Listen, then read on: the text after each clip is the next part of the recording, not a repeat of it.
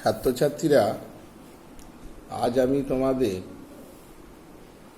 ভারতীয় সংবিধানের শিক্ষা সংক্রান্ত অনুবিধি নিয়ে আলোচনা করব। ভারতীয় সংবিধানের শিক্ষা সংক্রান্ত অনুবিধি জানতে গেলে আমাদের প্রথমেই যে বিষয়টা জানতে হয় সেটা হচ্ছে সংবিধান কি। জাতীয়তাবাদী আন্দোলন, শত শহীদের আত্মবলিদান, আত্মত্যাগের মাধ্যমে প্রায় আজ থেকে 200 বছরের ব্রিটিশ শাসনের অবসান ঘটিয়ে 1947 সালে 15 আগস্ট স্বাধীন ভারতের প্রথম ত্রিবর্ণ রঞ্জিত জাতীয় পতাকা উত্তোলন হয়েছিল। ভারতবাসী পেয়েছিল একটি স্বাধীন ভৌগোলিক ভূখণ্ড, রাজনৈতিক ও প্রশাসনিক ক্ষমতা। একটি স্বাধীন রাষ্ট্রের প্রথমেই যা দরকার তা হলো তার সংবিধান, অর্থাৎ সংবিধান রচনা করা, যেটা ভারতবাসীর কাছে রক্ষা কবচ। এই সংবিধানে সমস্ত ভারতবাসীর অধিকার প্রতিষ্ঠার কথা থাকবে, তেমনি থাকবে দেশ পরিচালনার নিয়ম নীতি। ভারতবর্ষে সংবিধান তৈরির কাজ শুরু হয়েছিল প্রাক স্বাধীনতা পর্ব থেকেই, অর্থাৎ 1946 সালের জানুয়ারি মাসে প্রাদেশিক আইনসভার নির্বাচন দ্বারা সংবিধান সভা তৈরি হয়। ওই সভার তখন নাম ছিল গণপরিষদ। এই গণপরিষদের চেয়ারম্যান ছিলেন ডক্টর রাজেন্দ্র প্রসাদ,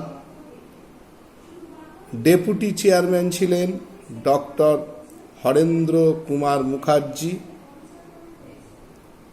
এবং গণপরিষদে সংবিধান রচনার জন্য একটি স্থায়ী কমিটি নির্বাচন করা হয়।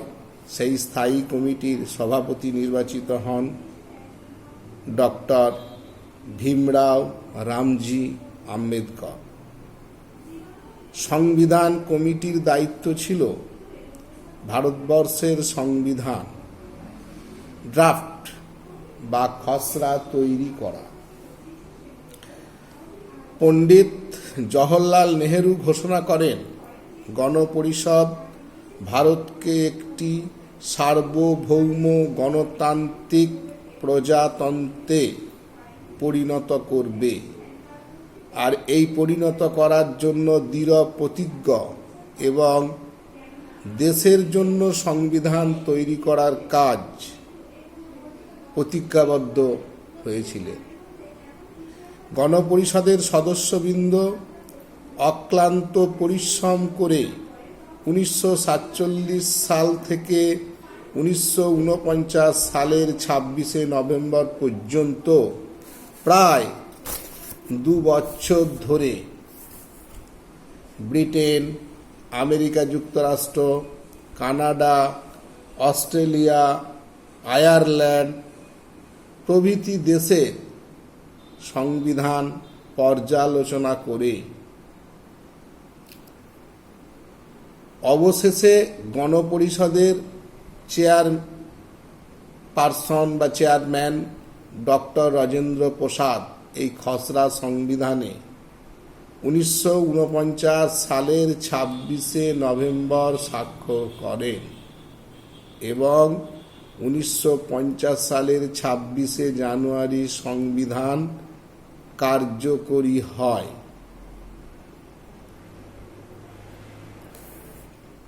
সংবিধান অনুসারে ভারতবর্ষকে বর্তমানে বলা হয় সার্বভৌম সমাজতান্ত্রিক ধর্মনিরপেক্ষ গণতান্ত্রিক প্রজাতন্ত্র। এই প্রত্যেকটা কথা ব্যাখ্যা কিন্তু যথেষ্ট সেই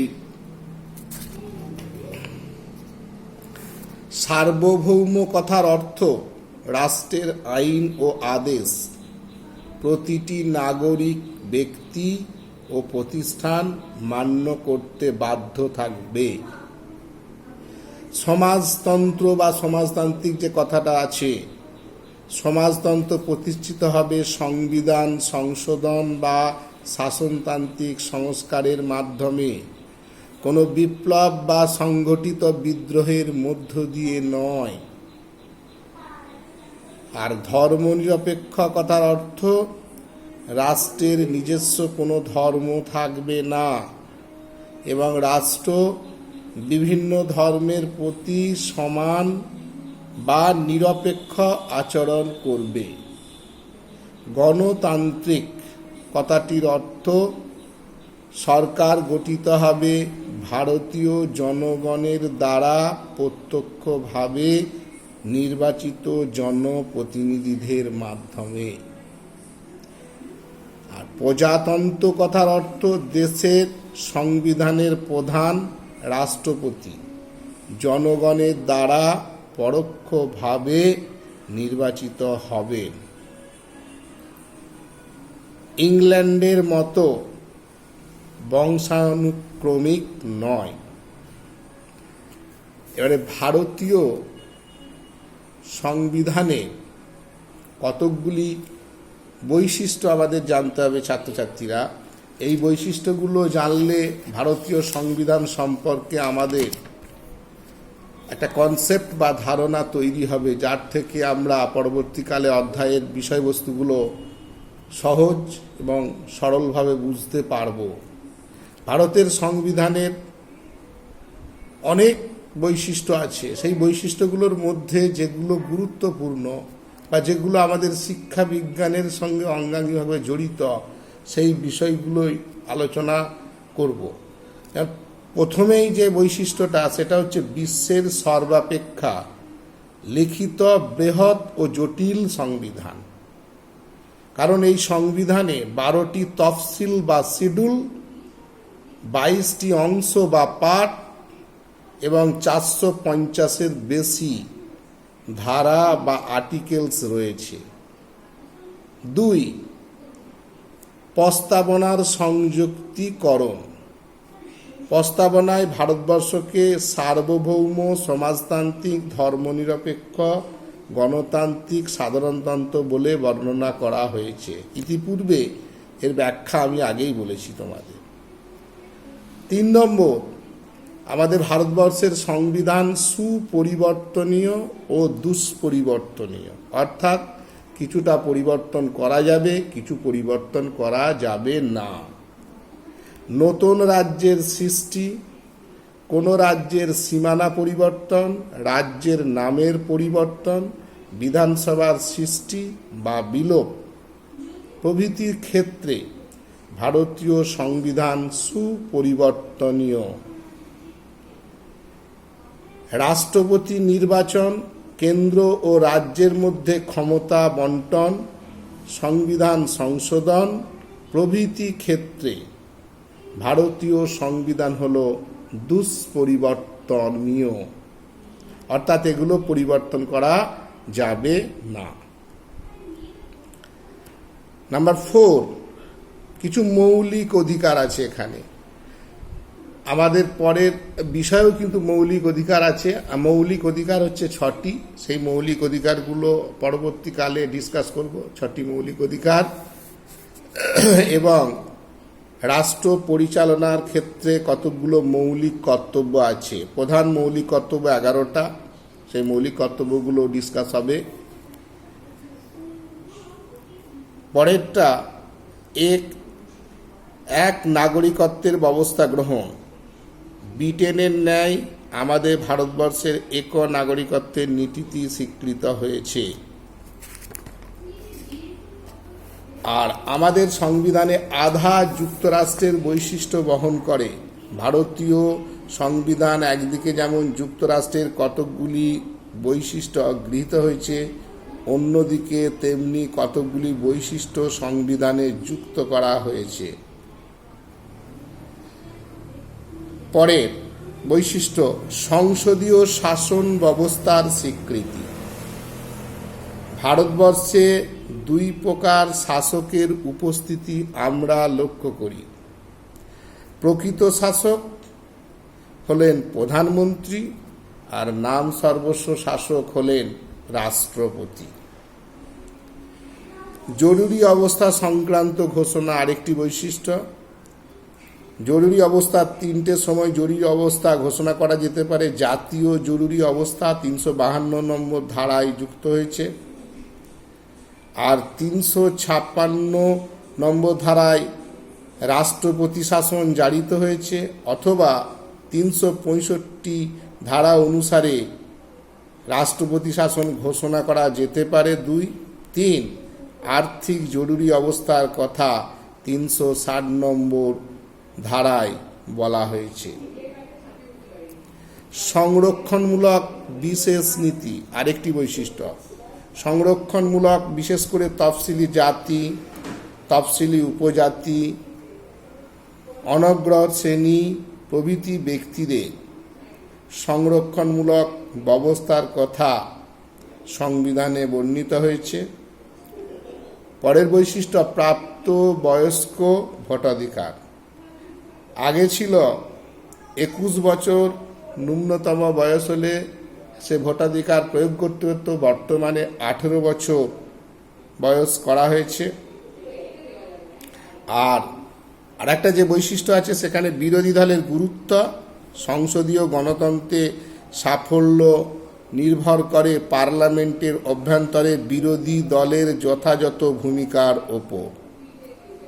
এবারে যে মৌলিক অধিকারগুলোর কথা বলেছিলাম, আমাদের মৌলিক অধিকার হচ্ছে 6টি। 14 থেকে 18 নম্বর ধারায় মৌলিক অধিকার হচ্ছে সাম্যের অধিকার। 19 থেকে 22 নম্বর ধারায় দেয়া আছে স্বাধীনতার অধিকার। 23 থেকে 24 নম্বর ধারায় দেয়া আছে শোষণের বিরুদ্ধে অধিকার। 25 থেকে 28 নম্বর ধারায় দেয়া আছে ধর্মীয় স্বাধীনতার অধিকার। 29 থেকে 30 নম্বর ধারায় আছে সংস্কৃতি ও শিক্ষার অধিকার। আর 32 থেকে 35 নম্বর ধারায় শাসনতান্ত্রিক প্রতিবিধানের অধিকারের কথা বলা হয়েছে। এবং যে মৌলিক কর্তব্যের কথা, আমরা 11টি মৌলিক কর্তব্যের কথা জানতে পারলাম। সেই মৌলিক কর্তব্যগুলো কি কি, সেগুলো মৌলিক কর্তব্য থেকে আমাদের জানতে হবে। সেই মৌলিক কর্তব্যগুলো, ভারতবর্ষের নাগরিকদের মৌলিক কর্তব্যগুলো কি কি।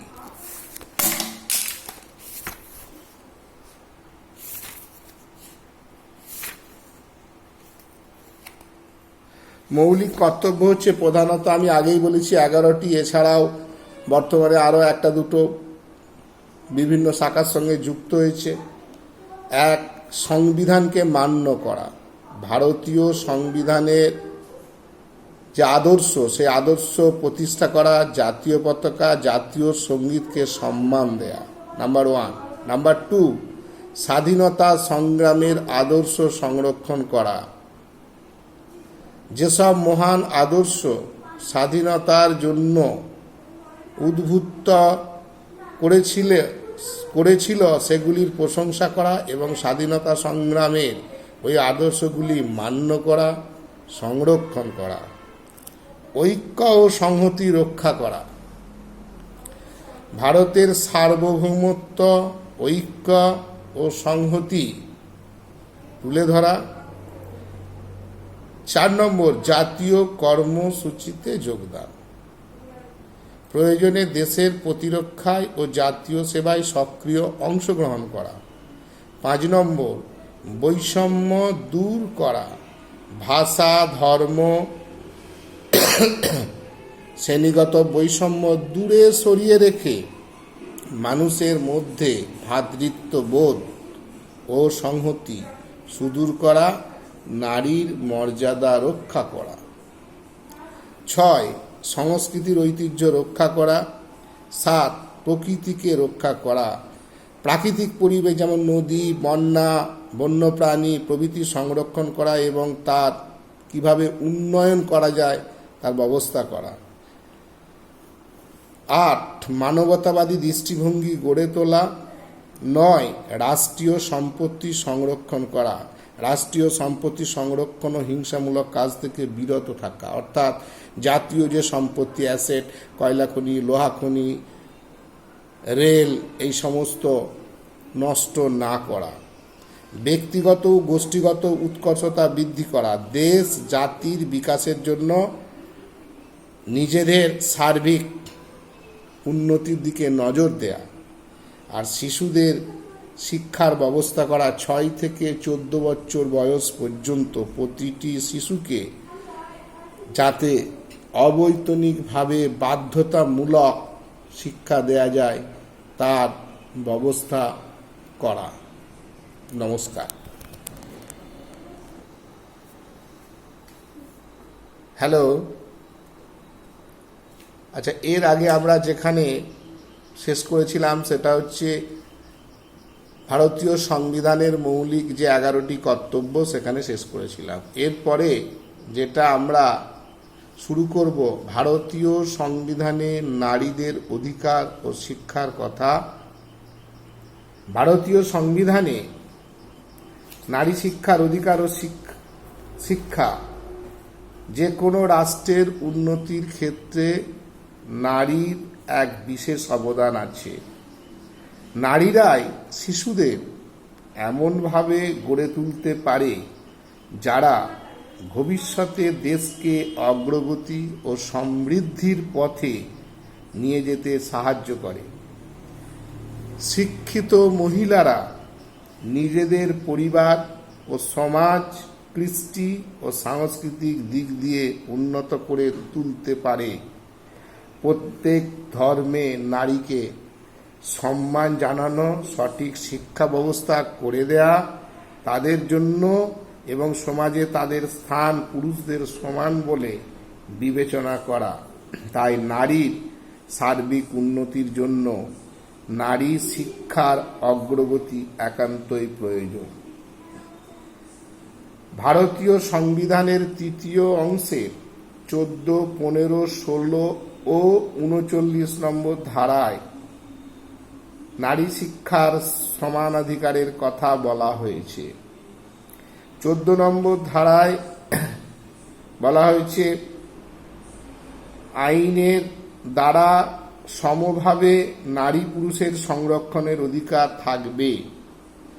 15 নম্বর ধারায় বলা হয়েছে ধর্ম, জাতি, বর্ণ, লিঙ্গ, জন্মদাতা প্রভৃতি ভিত্তিতে রাষ্ট্র কোনো নাগরিকের মধ্যে বৈষম্য করবে না। আর 16 নম্বর ধারায় বলা হয়েছে রাষ্ট্রের অধীনে চাকরির ক্ষেত্রে কোনো ধরনের বৈষম্যের বিরোধিতা না করা। আর 39 নম্বর ধারায় বলা হয়েছে যে সমপরিমাণ কাজের জন্য মজুরির ক্ষেত্রে নারী পুরুষের মধ্যে তারতম্য না করা। নারী শিক্ষা বিষয়ে বিভিন্ন কমিশন ও কমিটি বিভিন্ন সময়ে বিভিন্ন কথা বলেছেন। যেমন 1948 সালে রাধাকৃষ্ণন কমিশন ও নারী শিক্ষা, তাদের কি সুপারিশ না, শিক্ষার সমসুযোগ সকল নারীকে তাদের ক্ষমতা ও সামর্থ্যের পরিপ্রেক্ষিতে পৌঁছে দেওয়া প্রয়োজন। সহশিক্ষা প্রয়োজন। নারী শিক্ষার পাঠ্যক্রম হবে তাদের ইচ্ছা, আগ্রহ, ক্ষমতা ও রুচির সঙ্গে সম্পৃক্ত। মুদালিয়ার কমিশন ও নারী শিক্ষা 1952 সালে এরা বলেছে ছেলে মেয়েদের যাতে সহশিক্ষা লাভের সুযোগ করে দেয়া যায় তার ব্যবস্থা গ্রহণ করা।